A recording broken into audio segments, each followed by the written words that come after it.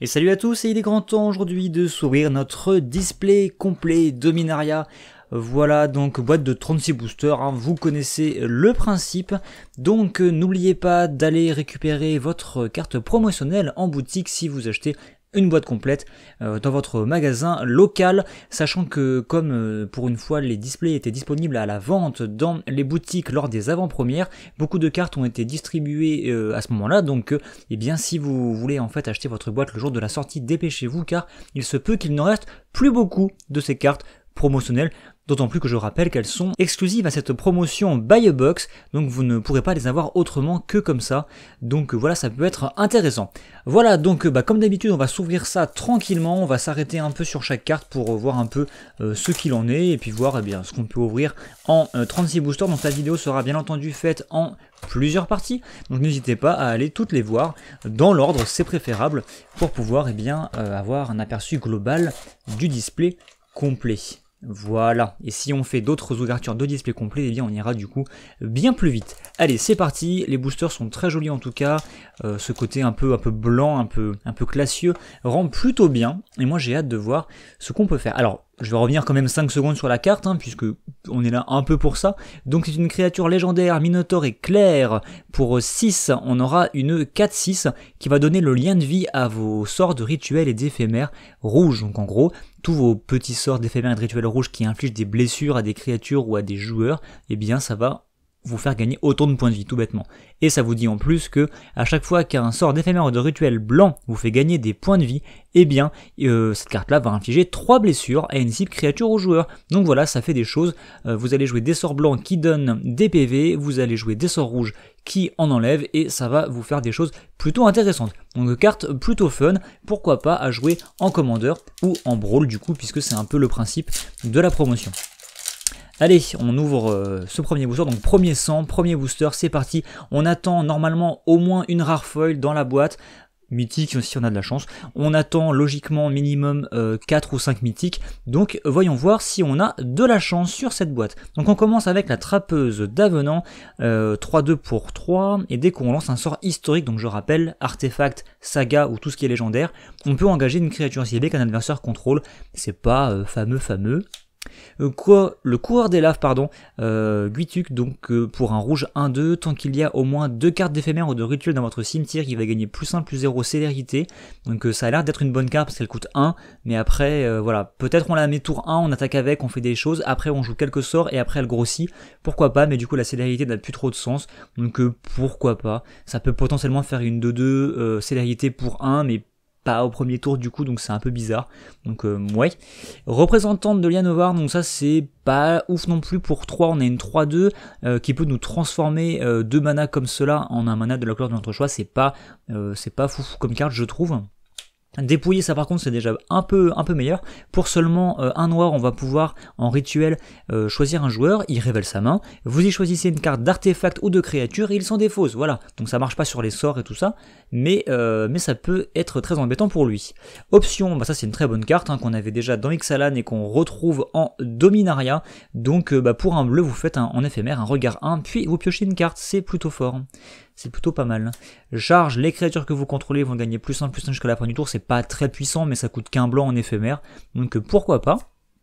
Acolyte, vent des vertus, donc chat et guerrier, donc c'est un chat qui chevauche un ptérodactyle, ou plutôt un pteranodon je dirais là, oui c'est absolument ça, voilà, c'est tout à fait logique. Donc pour 5, une 3 de vol, et quand elle arrive en jeu, vous mettez les 3 cartes du dessus de votre bibliothèque dans votre cimetière et vous gagnez 3 PV, donc parfait pour des jeux qui jouent avec le cimetière, tout bêtement. Reproche de Gideon, c'est plutôt fort, éphémère pour 2, on va mettre 4 blessures à une cible, créature attaquante ou bloqueuse, donc c'est plutôt pas mal. On enchaîne avec la boussole du navigateur qui vous fait gagner 3 PV quand elle arrive en jeu et qui peut faire en sorte que l'un de vos terrains temporairement puisse produire une autre couleur de mana que sa couleur classique. Donc voilà, ça fait des choses, ça déclenche le fait de jouer un sort historique puisque c'est un artefact, ça fait des choses. Infection fongoïde, pour seulement un noir, ça crée un saprobiante 1-1 et ça fait gagner -1/-1 à une créature adverse. Ça peut faire des choses très tôt dans la partie, moi je pense que c'est une bonne carte, voilà. première Unco, donc du coup ce sera une saga. Donc la saga, je rappelle vite fait comment ça marche. Vous la jouez, c'est un enchantement. Quand elle arrive en jeu, vous mettez un marqueur, donc du coup Sapience dessus et vous résolvez la capacité numéro 1, qui va dire mettez un marqueur +1/+1 sur la créature ciblée de force la plus élevée que vous contrôlez. Et ensuite lors de vos prochains tours, juste après votre étape de pioche, donc au moment où votre phase principale va commencer, votre première phase principale, vous allez remettre un marqueur Sapience et donc faire l'effet correspondant. Donc là on va faire 2 fois le premier effet, puis au bout du troisième on fera le troisième effet du coup, et dès que c'est fait, la carte va au cimetière. Donc ça nous dit combien de marqueurs +1/+1 et la créature ciblée de force la plus élevée que vous contrôlez, donc c'est celle qui a pris les 2 marqueurs +1/+1 en théorie, acquiert le vol, l'initiative et le lien de vie jusqu'à la fin du tour. Ça coûte que 2, ça peut aller faire des choses plutôt intéressantes. Moi je trouve que c'est une petite saga plutôt intéressante. Ensuite, on aura le fantôme persistant, il coûte 6 quand même, c'est une 5/4 esprit. À chaque fois que vous lancez un sort historique, on peut payer 1 noir, et si vous faites ainsi, vous renvoyez le fantôme persistant depuis votre cimetière dans votre main, pour pouvoir ensuite le rejouer. Pourquoi pas? Ça m'a pas l'air super fou comme carte, mais pourquoi pas. Le golem rugissant, une 2/3 pour 3 générique, et quand il attaque ou bloque, chaque joueur pioche une carte. Donc dans certains jeux un peu bizarres peut-être, ça peut faire des choses, pourquoi pas. Première rare, on aura le droit à une mythique, voilà, premier booster, première rare, mythique, tout à fait logique. Multani, avatar de la Yavimaya, donc ça c'est un personnage très connu encore une fois, un peu l'esprit de la forêt, et il est plutôt fort, je l'ai affronté une fois dans l'avant-première et c'était assez violent, donc il coûte 6. Il a la portée et le piétinement et il va gagner +1/+1 pour chaque terrain que vous contrôlez et chaque carte de terrain dans votre cimetière.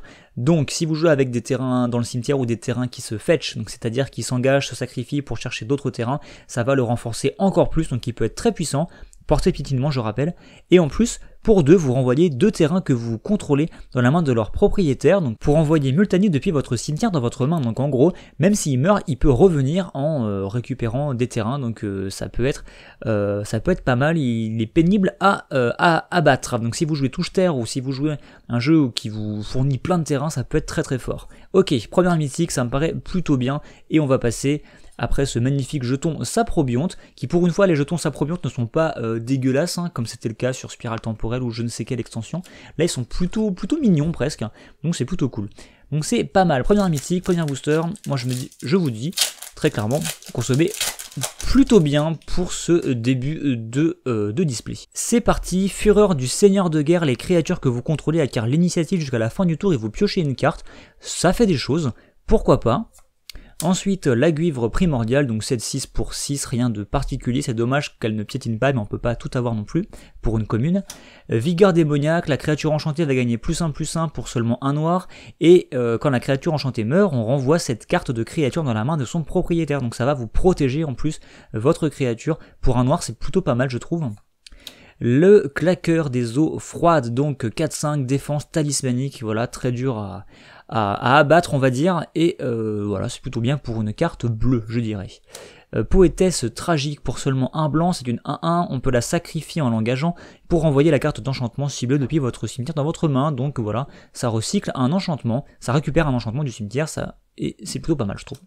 Meneur de guerre Keld, 2/2 pour 2, à chaque fois que le meneur de guerre Keld attaque, on peut mettre un marqueur Sapience sur une saga ciblée que l'on contrôle, donc ça permet de faire avancer une de nos sagas plus rapidement, pourquoi pas, à voir si c'est vraiment intéressant à jouer, je ne sais pas. Boussole de navigateur encore une fois, clin d'œil qui est plutôt cool puisqu'il va nous permettre de renvoyer un permanent non terrain ciblé dans la main de son propriétaire, ça peut être une saga, ça peut être une créature, ça peut être n'importe quoi, et en plus si on le paye pour 4 au lieu de le payer pour 2, on va piocher une carte en plus qui est toujours bon à prendre. Le cyclope déchaîné que je trouve pas génial, c'est une 4/4 pour 4 et en plus il a un malus, autrement dit à chaque fois qu'il est bloqué par au moins 2 créatures, il va gagner -2, -0, donc c'est pas la joie je trouve. Lumière bénie, petite carte qui était plutôt bien en limité, je sais pas si ce sera viable autre part que en limité. Pour 5, on exile une créature ou un enchantement, voilà, c'est plutôt fort, mais voilà, après ça va coûter 5, mais au moins c'est un éphémère.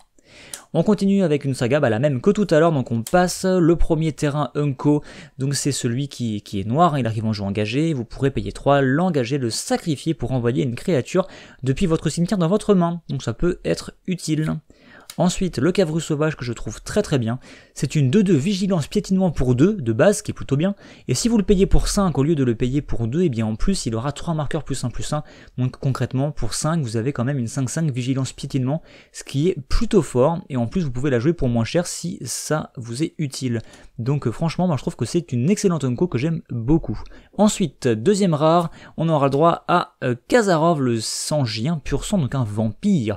4-4 vol du coup, pour 7 quand même, légendaire quand même aussi.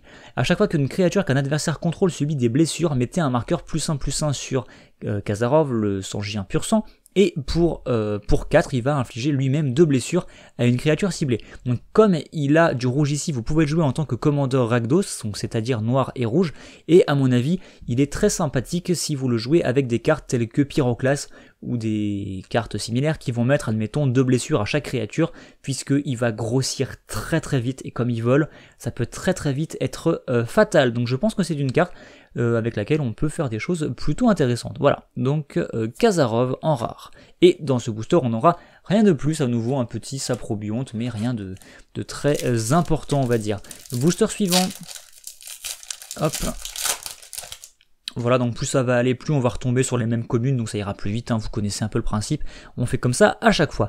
Talidé omnivore, il coûte 4, c'est une 3-3, et on peut sacrifier à tout moment une autre créature en payant un mana générique, donc il la bouffe en fait la créature en question a priori, pour faire en sorte que le Talidé en question gagne +2 jusqu'à la fin du tour, et si un Saprobionte a été sacrifié de cette manière, en plus vous gagnez 2 PV, donc ça peut être très fort, il coûte 4 après, mais franchement c'est une carte qui fait des choses, donc ça m'a l'air plutôt fort dans un deck Saprobionte. L'assistante de l'artificier que j'aime beaucoup, c'est une 1-1 vol pour 1, voilà, c'est pas mal, et à chaque fois que vous jouez un sort historique, eh bien vous pouvez en plus faire un regard 1, c'est franchement c'est plutôt pas mal pour une petite carte commune comme ça, moi j'aime bien, j'aime beaucoup.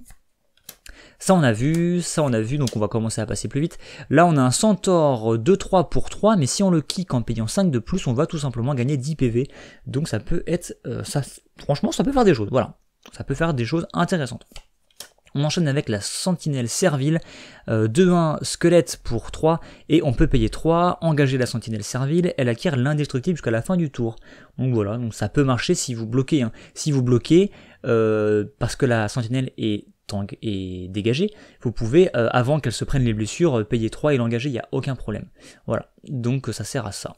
Ensuite, feu chivant, donc ça pour seulement un rouge, ça va pouvoir aller mettre 2 blessures à une créature, et si c'est kické pour 5, ça va plutôt en mettre 4. Donc le sort kické est pas forcément ultra violent, mais pas très rentable je devrais dire, mais en tout cas 2 blessures à une créature pour un rouge en éphémère en général c'est plutôt appréciable.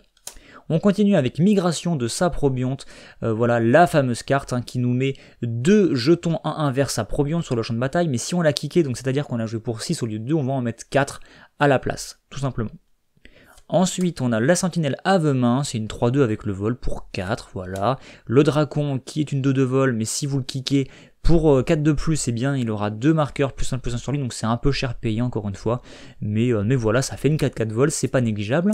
On aura en première unco un enchantement légendaire qui sera une aura sur les ailes de Serra, l'illustration est juste magnifique.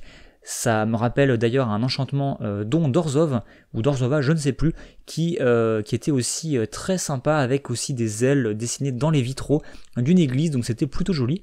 Donc on enchante la créature, elle devient légendaire, elle gagne +1/+1, le vol, la vigilance et le lien de vie, c'est juste ultra violent pour 4 cela dit, mais ça fait quand même des choses très intéressantes. Imaginez ça sur une tortue défense talismanique, c'est juste débile quoi. Voilà, donc très bonne petite carte. Ensuite, Skizik, le fameux élémental, 5-3 pour 4, piétinement célérité, ce qui est correct, et si vous le payez pour 1 de plus, donc pour 5 au lieu de 4 en plus, eh bien vous n'aurez pas à le sacrifier lors de votre fin de tour, parce que sinon vous devez le sacrifier. Donc voilà. Donc, ou bien vous avez besoin de mettre des blessures très rapidement et vous le payez pour 4, mais si vous avez de quoi attendre un petit peu, vous pouvez très bien le payer pour 5 et faire en sorte qu'il ne meure pas tout de suite. Ensuite on aura Alar, le pire archer, qui est très joli je trouve sur l'illustration, elfe et archer, que j'ai d'ailleurs très envie de tenter de faire un deck avec lui, un deck ou Brawl ou Commander, je verrai. Et donc, qu'est-ce qu'il va faire? Il va coûter 3 tout bêtement, c'est une 3-3 piétinement, et à chaque fois que vous lancez un sort avec le kick, vous pouvez mettre un marqueur +1/+1 sur lui, et ensuite, il va infliger à chaque adversaire un nombre de blessures égal au nombre de marqueurs +1/+1 qu'il a sur lui. Donc ça peut très vite devenir n'importe quoi, et faire de gros dégâts chez votre adversaire, donc carte plutôt cool. En rare, on aura le droit à une grosse saga, la guerre des antiquités.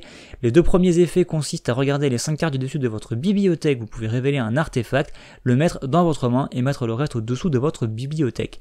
Donc voilà, vous récupérez des artefacts, c'est plutôt cool, et à la fin, son effet numéro 3, c'est les artefacts que vous contrôlez deviennent tous des créatures artefacts 5-5 jusqu'à la fin du tour, donc ça peut être très fort si vous avez beaucoup de petits artefacts. Donc voilà, une saga. On aura, que je vais mettre ici d'ailleurs, on va mettre les rares d'un côté, les mythiques de l'autre. Toujours pas de foil, c'est pas grave.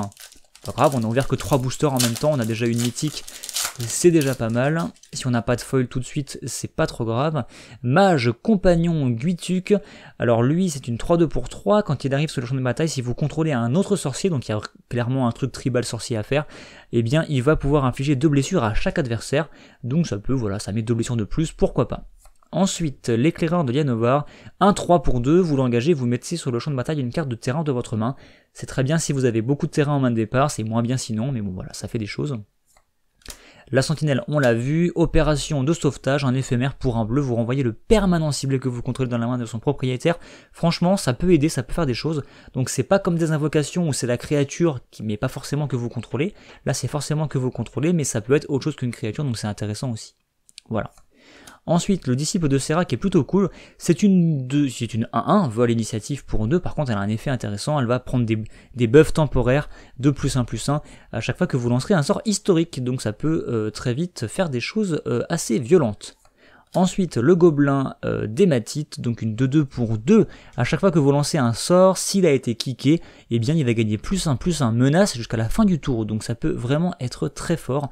Vous jouez ça, mine de rien, en début de partie, et après vous commencez à lancer des sorts kickés, et très vite il va devenir assez difficilement gérable, donc pourquoi pas, moi ça me plaît bien comme carte. Les vigiles de Koilos, c'est une construction, c'est même pas un golem, donc pour 5, on a une 4-4, et quand elle arrive en jeu, on peut renvoyer un autre permanent historique ciblé que vous contrôlez dans la main de son propriétaire. Donc en gros, je pense que ça sert surtout pour les sagas, en fait, pour pouvoir rejouer les sagas indéfiniment et pas simplement se contenter des 3 effets. Donc pourquoi pas. Ensuite, on aura le brigadier Keld, c'est une 3-1 pour 3, mais si vous le kickez, c'est l'hérité. Mais si vous le kickez pour 4, eh bien, quand il arrive sur le champ de bataille, s'il a été kické, vous pouvez en plus prendre temporairement le contrôle d'une créature adverse, la dégager, attaquer avec, etc. Donc pourquoi pas. Moi j'aime bien aussi cette carte. Congélation, la fameuse gestion qui transforme une créature en 0-4 mur défenseur bleu, donc qui est plutôt cool, hein, voilà. Ça me paraît plutôt bien. Non, c'est même pas bleu en plus, voilà. Ah si, un mur bleu, c'est bien ça. Voilà, donc congélation qui est plutôt marrante comme carte, mais qu'on n'aime pas trop se prendre dans la tête quand on a des grosses cartes avec des gros effets. Construction d'entraînement, tout simplement une 1-1 pour 1, quand elle meurt, elle peut mettre un marqueur +1/+1 sur une créature ciblée que vous contrôlez. Donc c'est plutôt pas mal, ça rappelle, bien entendu, pour ceux qui ont connu les Entravarques à l'époque de Miraudin, Sombracier, etc. On continue avec ce Skizik qu'on a déjà vu. Règlement de compte, donc c'est Liliana qui défonce le gros démon dont j'ai oublié le nom. Donc pour 4, vous exilez la créature ciblée et vous mettez 2 marqueurs loyauté sur un Planeswalker que vous contrôlez. Donc dans les decks Planeswalker, je pense que c'est la carte qu'il vous faut absolument si vous jouez du noir bien sûr. Donc plutôt cool. Ensuite, on aura Tatyova en 3ème unco, donc créature légendaire, sachant que la 3ème unco c'est systématiquement une créature légendaire a priori. Donc elle coûte 5, c'est une 3-3, et à chaque fois qu'un terrain arrive en jeu sous votre contrôle, donc c'est un touche-terre en gros, vous allez pouvoir tout bêtement gagner un PV et piocher une carte, ce qui est plutôt fort. Moi je trouve qu'elle est plutôt intéressante, donc commandeur touche-terre, si vous avez des idées, n'hésitez pas, moi ça me plairait bien aussi de construire un deck avec, donc pourquoi pas. En rare, on aura le droit à la maîtrise de la liche, cette carte vraiment bizarre qui coûte 6 quand même, hein, qui dit que l'enchantement lui-même a la défense talismanique, donc il ne peut pas être ciblé par votre adversaire. Vous-même, vous ne pouvez pas perdre la partie. À chaque fois que vous gagnez des PV, vous piochez autant de cartes, donc ça c'est très fort. Si vous jouez bien sûr des cartes avec qui vous font gagner des points de vie à côté de cette carte-là, bien entendu. Par contre, à chaque fois que vous perdez des points de vie, en fait, même s'ils ne vous tuent pas à cause de l'effet de cette carte-là, eh bien, pour chaque un point de vie perdu, vous devez choisir d'exiler un permanent ou bien que vous contrôlez ou une carte de votre main ou de votre cimetière. Et bien entendu, au bout d'un moment, vous ne pourrez plus le faire, vous n'aurez plus que cette carte-là sur le terrain et vous serez bien obligé au bout d'un moment d'exiler cette carte-là. Mais par contre, attention, quand la maîtrise de la liche quitte le champ de bataille, vous perdez la partie, donc c'est un pari risqué. Voilà, mais je me doute que la pioche, la méga pioche peut être vraiment intéressante, donc à voir. Je sais pas du tout si la carte sera jouée ou viable ou je ne sais quoi, donc à voir. On va continuer, on va faire encore un booster ou deux et après je pense que l'on s'arrêtera pour cette première partie d'ouverture de display complet. Voilà, donc on continue avec le limon corrosif, c'est tout simplement une 2-2 pour 2, par contre si jamais elle se bat, enfin si elle combat on va dire, une créature qui a des équipements, eh bien on va pouvoir tout simplement les détruire, voilà. Donc si votre adversaire a un gros équipement et qu'il attaque et que vous avez ça pour bloquer, eh bien il réfléchira à 2 fois avant de vous attaquer car vous pouvez lui supprimer ses équipements et ça il ne veut pas en général. Récupération d'âme, pour 3 rituels, vous renvoyez 2 cartes de créatures ciblées depuis votre cimetière dans votre main, c'est plutôt classique comme carte. Stupéfié, pour 3, la créature ciblée va prendre -4 en force jusqu'à la fin du tour et vous piochez une carte, pourquoi pas, je suis pas ultra fan de ce type de carte. Charge on a déjà vu, le gobelin on l'a vu, représentant de Yanovar on l'a vu, il me semble... ou pas, c'est pas grave. Migration, on l'a vu aussi, ça aussi, voilà, on commence à retrouver un peu les mêmes communes, c'est logique. Planeur Daisir, je sais pas. Pour 3 et 2, un vol qui ne peut pas bloquer. Voilà, et c'est un oiseau et construction, c'est un artefact historique. Pour le coup, vu que c'est un fossile, c'est un peu logique.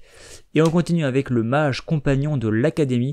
3-2 pour 5 quand même, par contre... ce sort va coûter 1 de moins à lancer si vous contrôlez un sorcier, donc elle coûtera plus que 4. Et quand il arrive sur le champ de bataille, vous renvoyez une créature ciblée qu'un adversaire contrôle dans la main de son propriétaire. Ça va ralentir votre adversaire. En unco, premier unco, temps des glaces, donc j'en avais déjà parlé lors de mon compte rendu d'avant-première. Donc si les 2 premiers effets, vous allez pouvoir engager une créature sur le champ de bataille qu'un adversaire contrôle et elle ne va pas se dégager tant que cet enchantement est sur la table. Et son effet numéro 3, c'est vous renvoyer dans la main de leur propriétaire toutes les créatures qui sont engagées. Et attention, ce n'est pas que les créatures engagées par cette carte-là, c'est bien toutes les créatures. Donc voilà, ça temporise pas mal en général. Ensuite, on aura Vide Zalfirin, parce que à Zalfir, il y avait en fait à la base, si je ne dis pas de bêtises, dans l'histoire, une espèce de ville en fait, voilà, et la ville a un peu disparu, donc c'est pour ça qu'il y a un grand vide maintenant.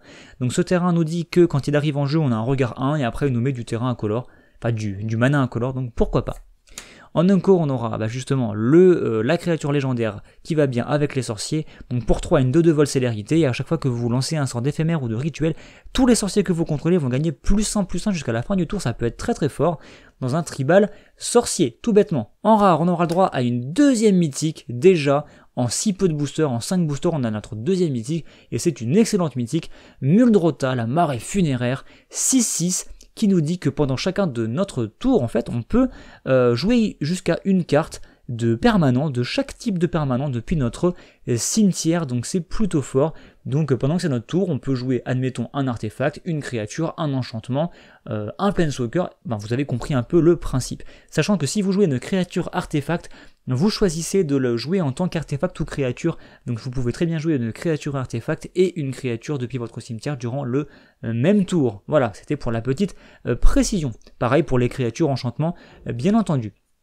Donc deuxième mythique, c'est plutôt cool, et je pense qu'on va se faire un dernier booster pour finir cette première partie et qu'on finira tranquillement notre display lors des parties suivantes. Allez, c'est parti.